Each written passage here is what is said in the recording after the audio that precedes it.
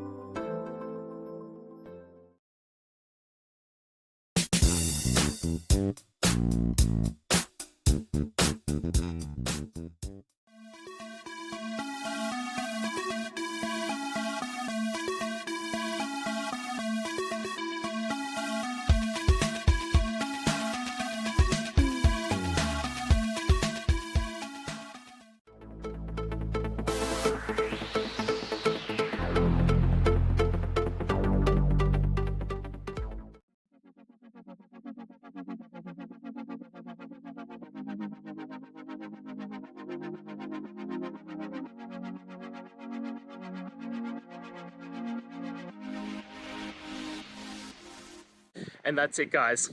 I hope we've gone through the question and found that solution you're looking for. And look, if we did, please hit subscribe. I'd really appreciate it. And until the next time you need technical help, I hope you have a good one. Cheers.